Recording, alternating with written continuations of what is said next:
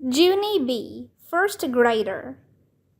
Boo, and I mean it. Written by Barbara Park.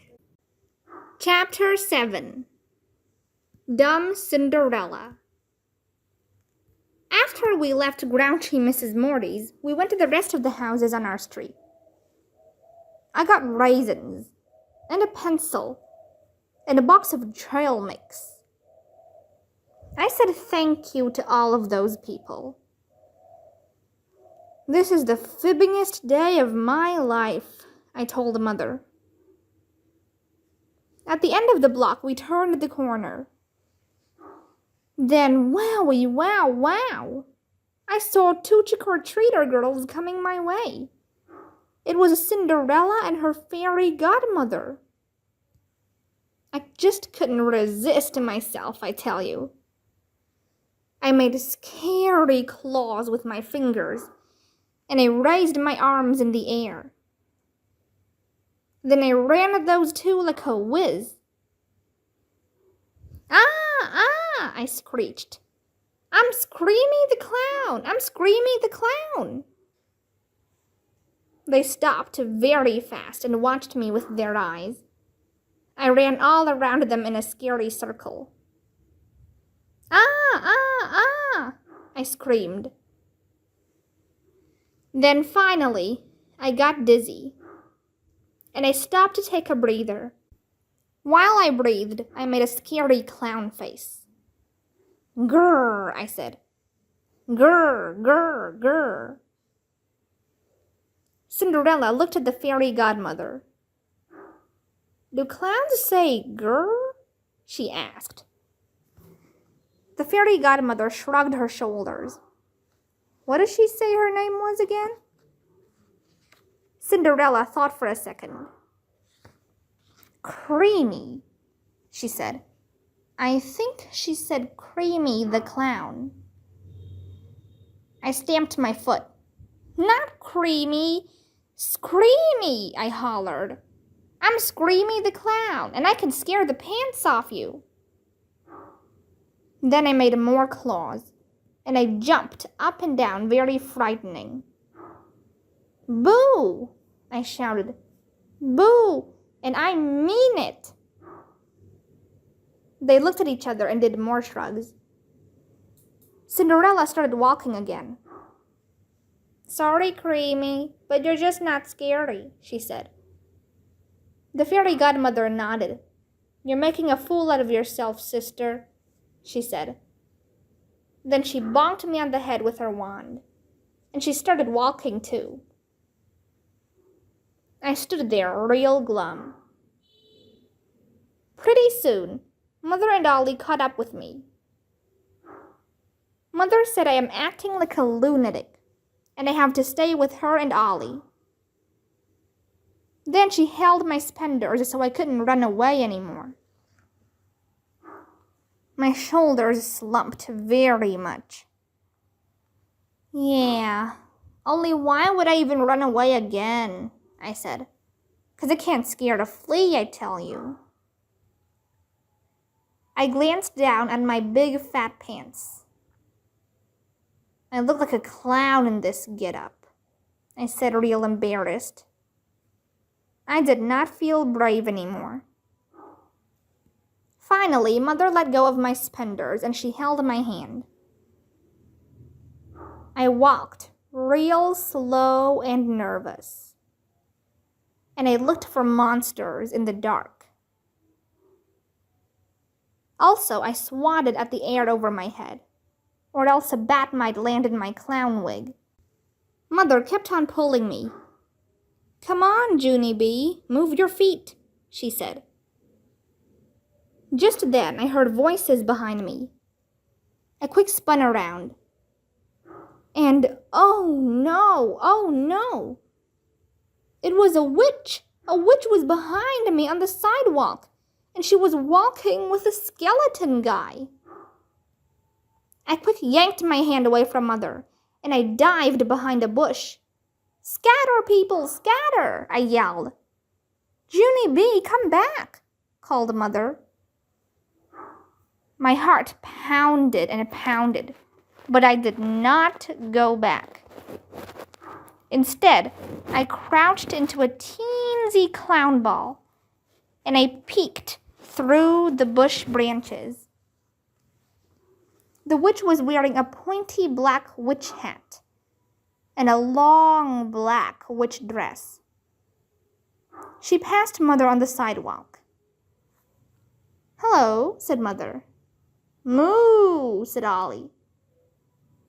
The witch laughed at him. "I think he means boo," she said to the skeleton. Then both of them laughed some more, and they kept on walking.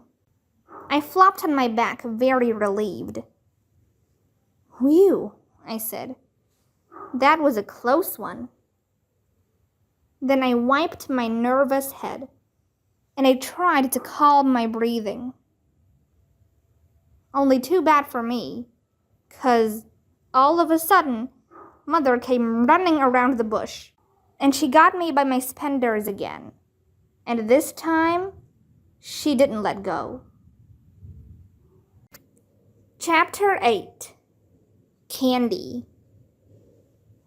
Dear little candy wrapper that I am writing on with my new pencil. Halloween was a very long night. After the witch, we saw 2 monsters and 3 more witches. Witches are big candy eaters, apparently. I hid behind Mother till they were gone. Ollie mooed at them. Cows are braver than they look. From Junie B. Jones. After I finished writing, I pulled off my clown nose, and it did a breath of fresh air. "I am glad that night is over," I said, real relieved. Just then, Grandpa Miller came in my room to say goodbye. He and Grandma were going to the airport to pick up my daddy from his business trip. Only bad news, 'cause Daddy wouldn't be home till after I was asleep, so I couldn't even see him till morning. I hugged Grandpa very tight, and I gave him my trail mix to eat in the car. Frank Miller will eat anything.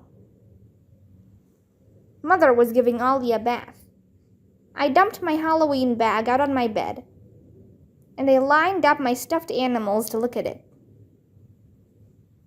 "Whoa," said my Raggedy Andy named Larry. "You got 1,000,000 candy bars almost."